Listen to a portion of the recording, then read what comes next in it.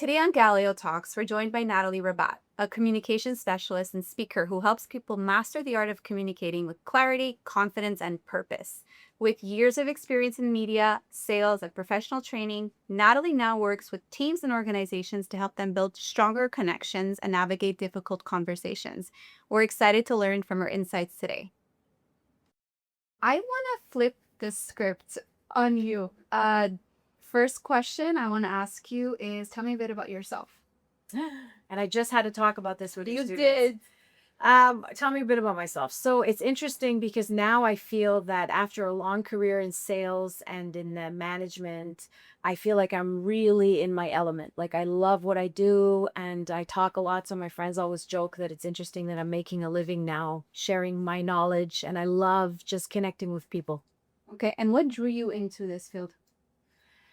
What drew me into this field? I think that it's all my past experience working with people. Everything always revolved around working with people. That was my strength. I was always put in situations with clients, for example, if there was problematic situations. That's also what I studied at Concordia as well. Anything to do with communication studies, I feel like that's something that I'm, you know, What did you study in Concordia? I studied a program called Applied Social Science, which is a mix of psychology and communication studies, and I absolutely loved it. Yeah. Okay, great. Recently you were on CJD's Now Trending. Yes. Can you tell me a bit about that experience? Yes, so that was a great experience. They actually asked me back again, so Amazing. on different topics. Yeah, I just want to share my knowledge with, I think people are more receptive and open and honest about needing help with certain things. And I think that that really has helped us evolve. If you admit that you'd like to work on something or better yourself. So I feel like, this is something that's being welcomed, sharing tips on how to communicate in a more effective way. I spoke about how to have a difficult conversation, which is uncomfortable, right? Regardless of Right. your age as well. And the next time I go on, it'll be pertaining to this, how to prep for a job interview as well. But it was great. It was nice to be able to share my knowledge for sure. And it's good because if we can watch that later, listen in later. Yes. It'll always be there. You often talk about the art of communicating. Mhm. What does great communication actually look like in everyday life? I think it's honest communication. It doesn't have to be, scripted. You're not expected to be satisfied, happy, feel understood every day. And I think that being more accepting of ourselves and that, we have good days, bad days. I feel like I'm an effective communicator. Am I perfect? No. Have I made, mistakes in how I communicate with people? Yes, but I learn from it and then I acknowledge it. I think that ideal communication is feeling heard. Mm-hmm. That goes like you don't have to have it doesn't have to be an existential conversation every single time. Being in the moment, what you were talking about with your students before, is very important as well. I'm working on that actively as well. Just being present and just listening and having a nice cordial exchange and just yeah. I'm always thinking, I'll go back on conversations and I'll think, oh my God, this would have been a much better response. And then an hour of just dwelling on what I said. What advice would you give me or someone who will think about something after it's done? Do you suggest calling the person back and being like, hey, I thought about something, or letting it go? So I love that. I think it depends on who you had a conversation with. Is it somebody that's very close to you that you feel, like a parent or a sibling that you wouldn't want to hurt their feelings or that you're comfortable calling back? It's a bit trickier when it's a client, for example. Or you can communicate that in an email. It might be less uncomfortable. Oh, hi, Marilyn. I just wanted to flag that I felt there was a certain discomfort. Maybe I was misunderstood. I just want to make sure that my response was not misunderstood and I really appreciate blah, blah, blah. And you can do that. So I recommend if it's a client, I wouldn't necessarily pick up the phone unless you're very close and comfortable with the person. Absolutely in your personal life to go back and say, and for you personally, learning from that as well, because now you're going to learn from it and maybe before answering be a little bit more. You could also tell somebody, let me think about that before I answer you. There's nothing wrong with that. Give me a second. Just let me wrap my brain around it. We always feel the urgency to have the response to everything. We don't have the response to everything. It's fine not to. In your experience working with teams and organizations, what is the most common communication mistake that people make? That they don't actively listen. and they have high expectations and they get frustrated because they didn't. So this is a recurring theme. Interesting question. Especially in corporate, there's a lot of frustration over, well, she should know because I am her manager asking for this. So she should know that it's urgent. She should have known, or he should have known to ask. You can't assume it's a quick paced environment as well. So I think just to really cross your T's, dot your I's. And I love doing this at the end of every class or every meeting and saying, is everyone clear on the next steps? Let's recap. So everyone's clear.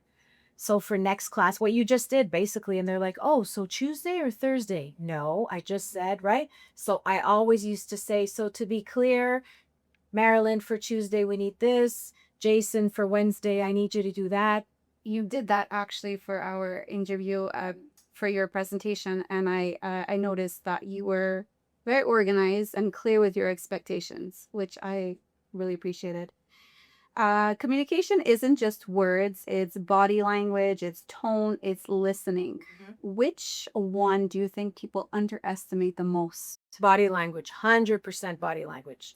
So whatever the words, I always tell people, make sure that what comes out of your mouth matches the rest. Because I could be saying, you can be saying something that offended me. And I'm sitting there and you can tell that it did. And are you okay, Natalie? Yep. Yep. But my body language, my way of answering you back. So absolutely people underestimate their body language. They think that people don't notice it. On the contrary, it's very, very powerful. You work with both companies and schools. Do you notice differences in how adults versus young people communicate today? Yeah, the younger communicators are probably more genuine. Okay, interesting. Yeah. There's no overthinking. They just tell you, and it's refreshing, but at the same time, that's where they need the guidance. So there's a fresh outlook. They'll tell you, I'm not happy with this, or I don't feel like being here, and that's okay.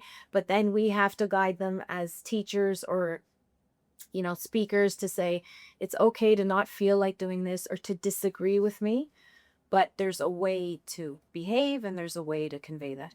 Okay. For someone who struggles to express themselves clearly or confidently, so someone who's very shy, what is one simple strategy that they can start using immediately to help them? I would say write down different scenarios of conversations, rehearse them. I have that often if I'm coaching people, they'll say, I should have said this, or somebody asked me a question, I don't have the response, and I don't want to answer with the wrong way. So I'll tell them, give me 5 minutes. I want to check on something. And then I say in those 5 minutes, I have it on my Instagram portal too. I always give these little videos. In those 5 minutes, take a piece of paper. It's just to clarify, to organize your thoughts. So when you're shy, already you feel this discomfort in, oh, I have to speak up, or I won't speak up, or I'm uncomfortable. So if you organize your thoughts, it doesn't feel as overwhelming, right? So you're knowing that you're going to go to watch a sports team at a restaurant or at a bar with your friends. You know that the conversation, people are probably going to ask you about this or that. Just have a few things a little bit rehearsed. And if you're not comfortable, just say, that's a good question. I don't know. I'd have to think about that. We always feel that there's a need to tell people, everything. Yeah. I love that. Being prepared for any scenario. Yeah. Your work focuses on helping people connect with others. Would you say you apply this in your personal life as well? 100%. That is the strongest. I feel like, and my friends tell me, and I think, and I take it as not only friends, clients. If I go to an outings, I have my moments too where I feel like I need a minute. Like I'm very quiet at home. I like my time, but I feel like people are drawn to me because there's a comfort and there's a connection when you connect with people. So I often talk to people that nobody is speaking to, let's say. I ask questions, I'm interested, and that really opens a whole line of conversation where people kind of gather around and are, to me, it doesn't matter what you do for a living, how much money, how successful. For me, success is measured in, just how you make people feel, exactly what you were saying. Yeah. When conflict arises, whether in the workplace, within family, or the classroom, what is the first step that people should take to resolve it effectively? I think you touched upon this a bit in the classroom. Yeah, I think it's really being clear on what the issue is at hand. So some people end up piggybacking 2 or 3 subjects all at once. I don't like the way your tone, and I also didn't like this. And it's one thing at a time. So let's talk about the conflict at hand, which is, for example, you and I felt embarrassed the last time you kind of mentioned this thing that I had told you in confidence.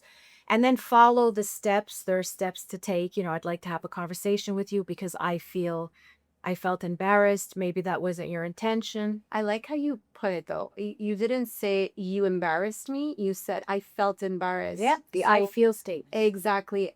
Giving your personal feelings, your emotions, because someone can't argue that you didn't feel a certain way. Exactly. Right? Yeah. They can argue potentially that they didn't intend to make you feel that way, or the actions that they took weren't necessarily to make you feel that way, but vocalizing how you felt, I Yeah. think, is important. And no one could ever hold that against you. Do you think I wanted to feel embarrassed? No, of course not. Or that I wanted to feel ridiculed. That's the way I feel. When you use those words, people will be caught off guard because it's not confrontational. It's simply me telling you, this is how I felt. I didn't like it. I believe you that this maybe wasn't your intention, but I had to bring it up to you. Natalie, are you ready for a quick rapid fire question Okay. round? All right. All right. So answer with the first thing that comes to mind. Okay. Introvert or extrovert? Extrovert. One word that defines good communication. Genuineness. Listening or speaking, which is more important? Listening. A communication habit that everyone should stop doing. Interrupting. A communication habit that everyone should start doing. Just be genuine. Speak from the heart. Can you give me either a book, a podcast, or a speaker that inspires you? Mel Robbins. One word that people use to describe you. Kind. One word that people overuse in communication today. Basically.